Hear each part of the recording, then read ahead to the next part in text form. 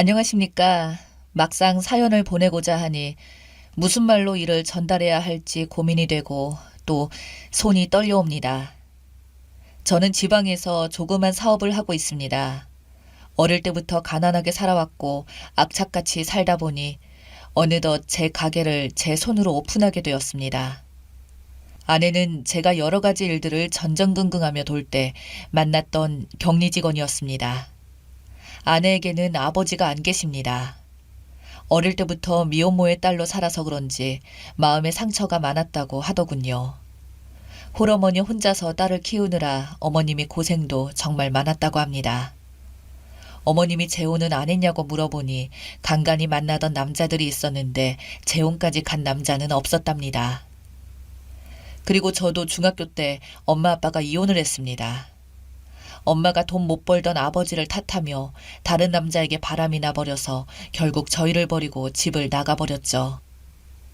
아내 집안도 저희 집안과 마찬가지로 빚도 많고 결손가정의 자식이라 서로의 아픔을 이해할 수 있었기에 아무런 기댈 곳 하나 없던 우리였던지라 더욱 급격하게 친해진 것 같습니다. 그렇게 아내와 사귀게 되면서 저는 더욱더 열심히 일하게 되었고 저희는 결혼식도 못 올리고 혼인신고만 하며 살다가 2년 차에 첫째 아들을 보게 되었습니다.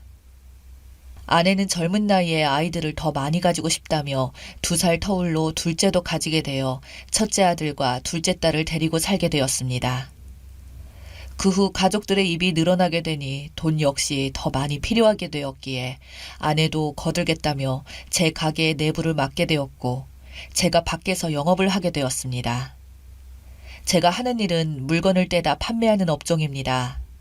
그래서 밖에 나가 영업을 해야 하는 건 필수였고 이리저리 열심히 뛰어다니다 보니 어느새 거래처들이 나름 상당히 많이 있게 되었습니다. 그 수많은 거래처들을 아내에게 담당하며 재고 파악들을 했고 이내 빠르게 안정화되는가 싶었습니다. 그런데 장모님이 당뇨와 중풍으로 갑자기 쓰러지셨습니다.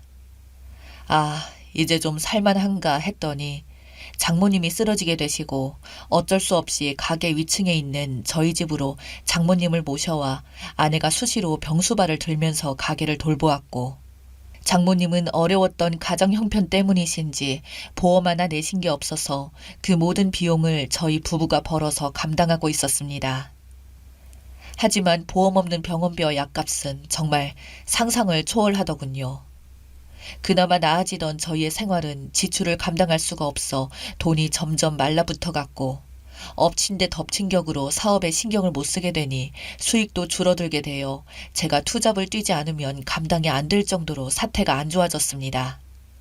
3년 병에 효자 없다는데 저희 장모님 7년이나 그렇게 병상에 누워서 대소변도 못 가리시며 사시다가 끝내 돌아가셨습니다.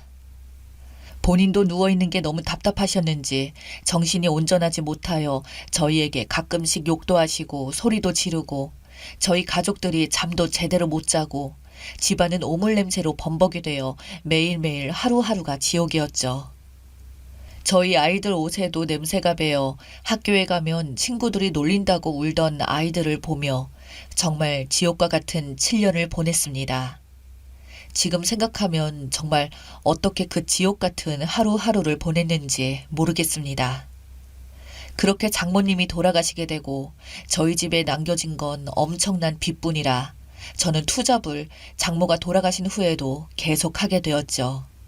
밤에는 대리운전을 하며 매일같이 새벽잠을 줄여가며 어떻게든 가정을 살리고자 나의 아이들을 키우기 위해선 최선을 다해왔습니다. 그런데 어느 날부터 저는 아내가 바람을 핀다고 느끼기 시작했습니다. 우연히 아내가 몰래 화장실에 가서 통화를 하며 사랑한다고 말하는 걸 듣게 되었거든요. 그리고 아내의 옷차림이나 화장들이 계속해서 바뀌고 어디서 돈이 났는지 모르는 새 옷과 화장품들이 늘어나더군요. 아이들에게 물어봐도 엄마가 밤이 되면 옷을 입고 나가겠다고 하는 이야기들을 들었습니다. 어쩌면 저는 믿고 싶지 않았을지도 모릅니다. 잠시만 만나다 말겠지라는 생각을 희망적으로 하며 계속해서 일을 했으나 아내는 점차 저와의 대화도 소홀해졌고 주말에는 친구 핑계를 대며 밖으로 나갈 때도 있더군요. 결국 저는 참다 못해 투잡을 하러 간다고 거짓말을 하고는 집 앞에서 잠복을 했더니 저희 가게로 거래처 사장님이 들어가더군요.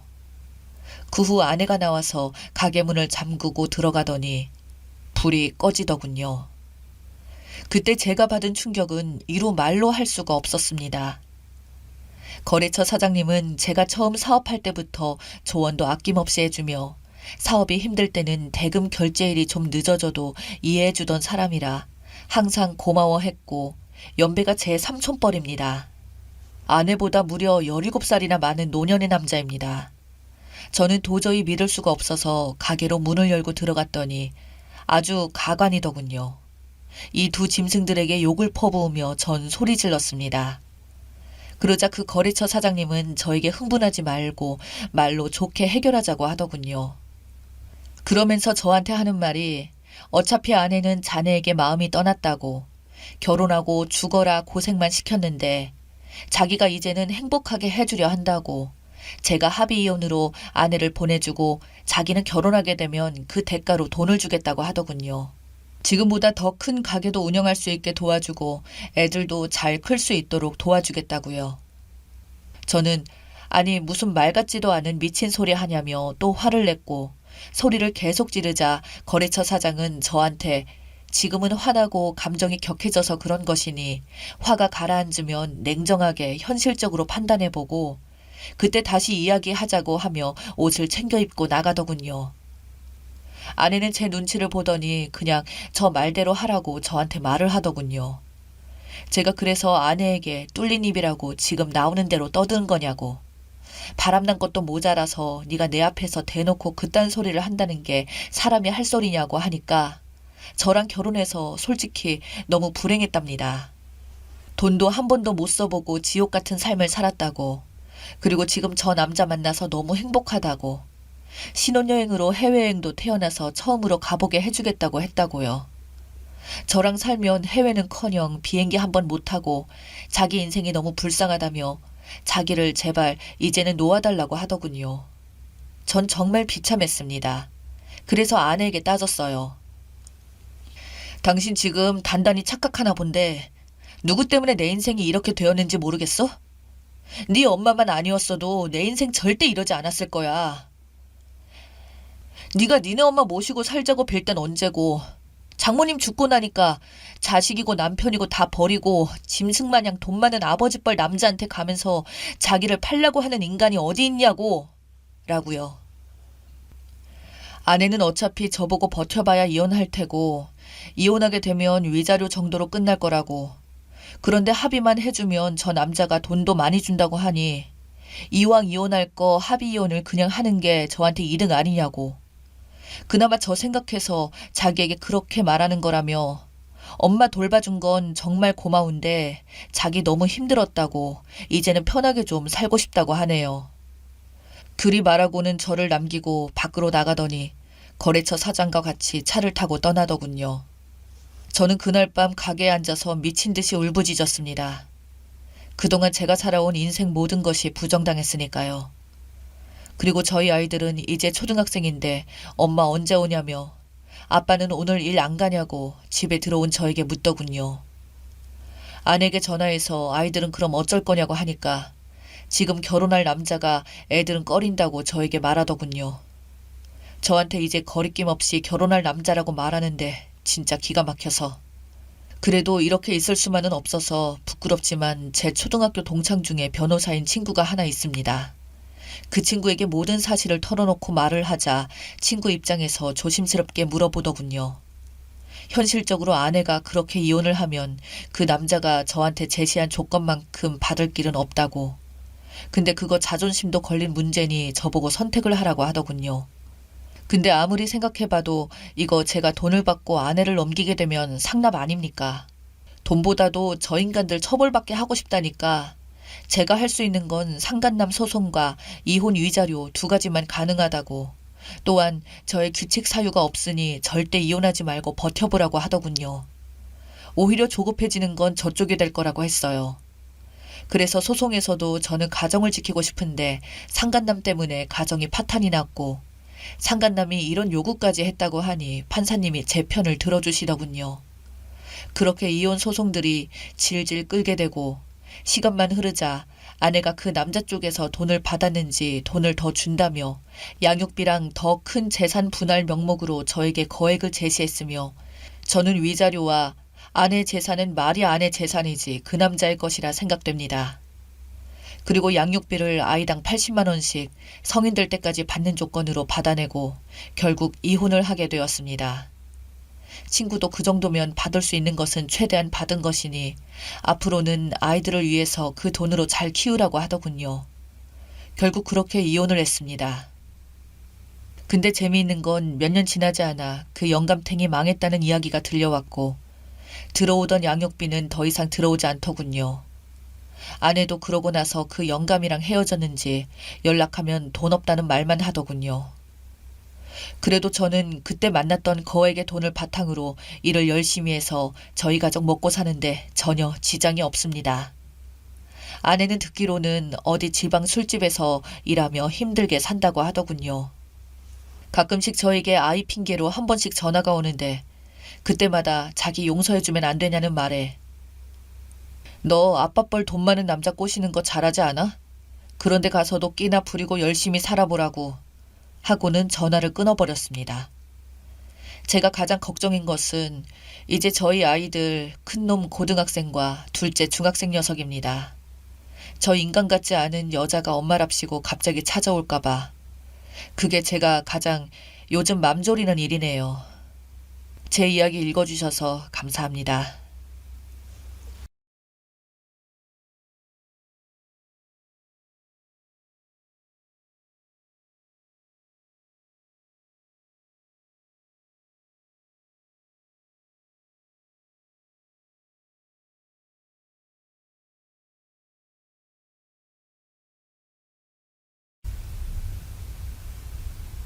저는 아이를 키우고 있는 아빠입니다. 평범한 회사원이고요. 정말 믿기지 않는 이야기를 여러분께 해드리고 싶어서 이렇게 용기 내어 글을 쓰게 되었습니다. 저는 운 좋게 좋은 대학에 좋은 직장에 입사하게 됐어요. 특별히 잘난 것이 없지만 제가 워낙 전공을 살려서 다양한 경험을 한 덕분인지 별탈 없이 좋은 회사에 쉽게 들어갈 수 있었어요. 그런데 그 후가 문제더라고요. 마냥 대기업 들어갔다고 좋은 게 아니었습니다. 학부생 때랑은 차원이 다를 만큼 엄청난 업무량과 스트레스에 치여 몇 년간은 사람도 잘 못 만나고 아주 힘들게 돈 버는 기계처럼 살았습니다. 너무 힘들어서 정신과도 가봤고 3년 차가 되니 조금 일이 수월해지고 제 시간에 퇴근할 수 있게 되더라고요. 내 자신을 잃어버리면 안 되겠다 싶어서 와인 동호회, 테니스 모임 등등을 가지며 건강한 삶의 균형을 맞추어 가고 있었습니다. 그러다 거기서 한 여자를 만나게 되었어요.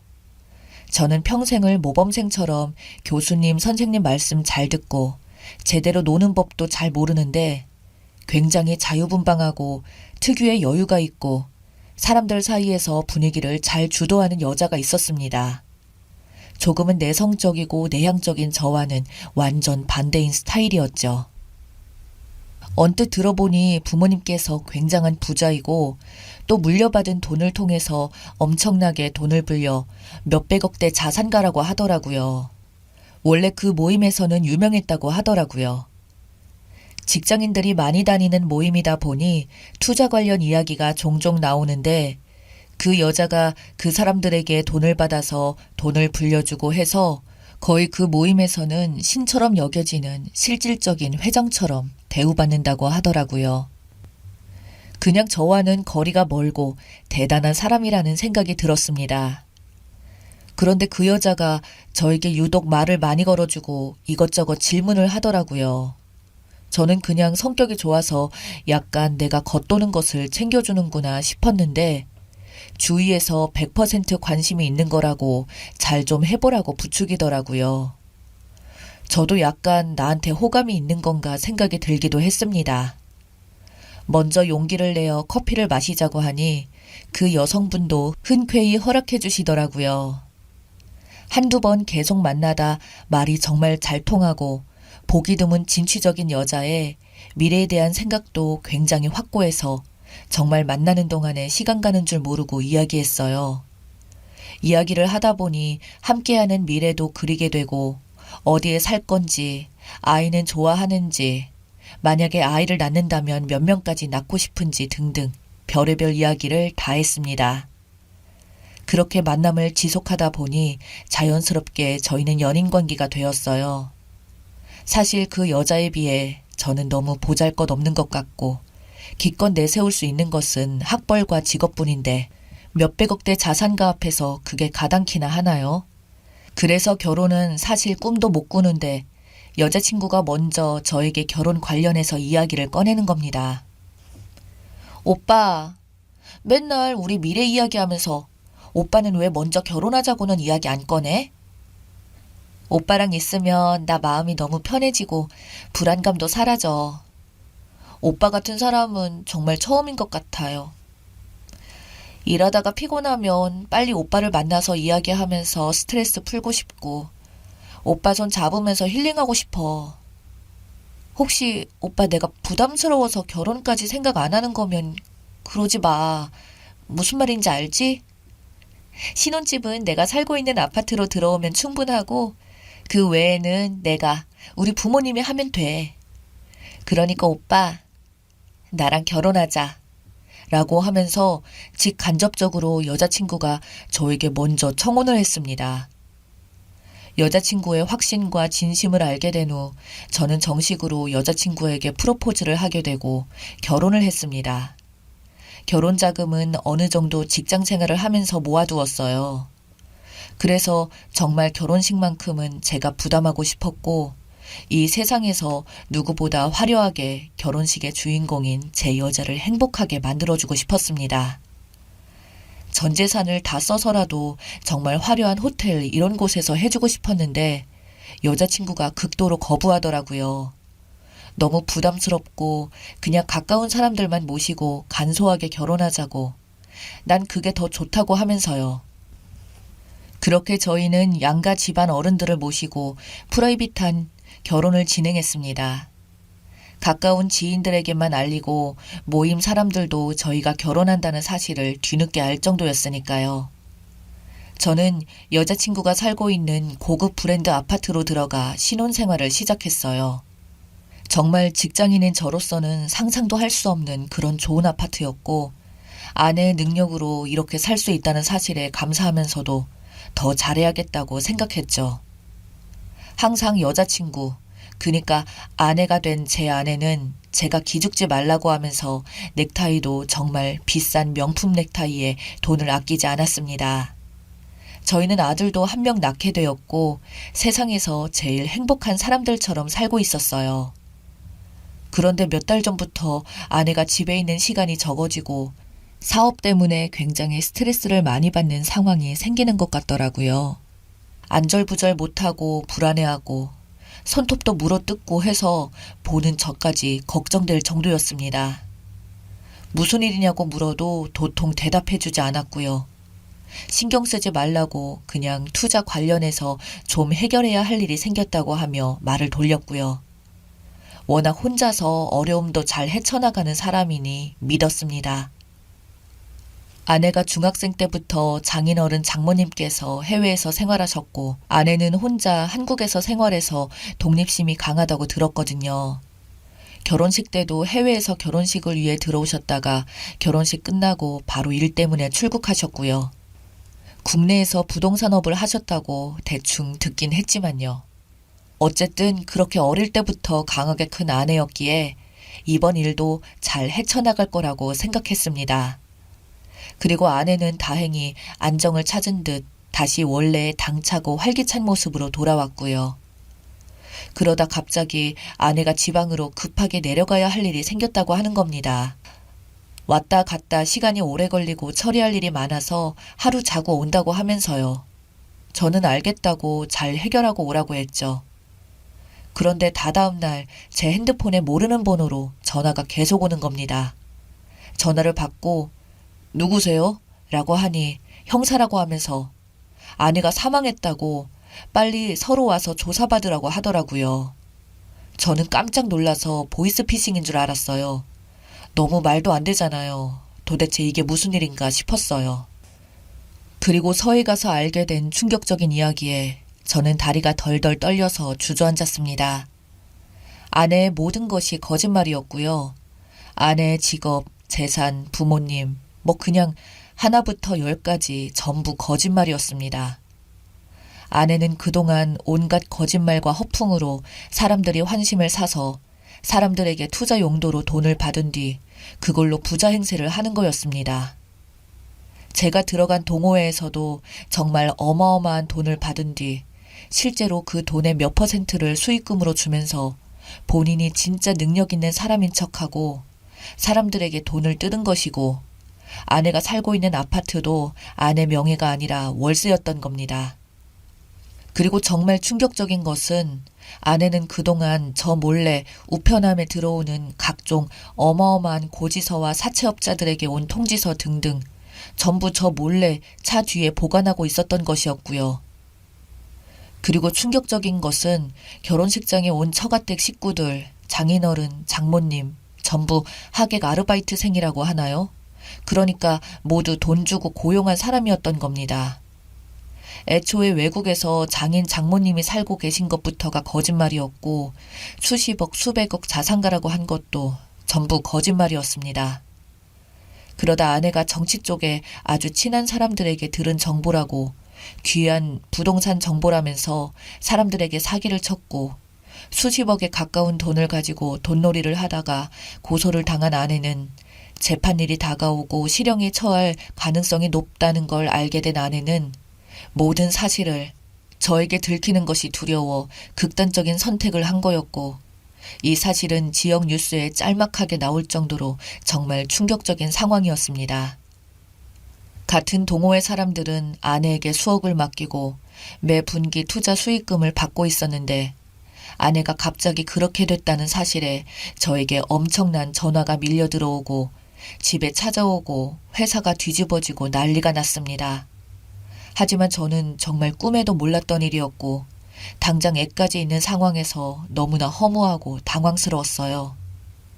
아내는 그렇게 사람들에게 얻은 수십억으로 저와 함께 살고 있는 신혼집 월세를 내고 수익금이라는 명목으로 몇백에서 몇천까지 사람들에게 나누어 주고 원금으로 돈놀이하고 그러다 돈이 부족해지면 사채를 쓰던가 또 다른 사람들을 현혹해서 사기를 치기를 반복했던 것이었죠.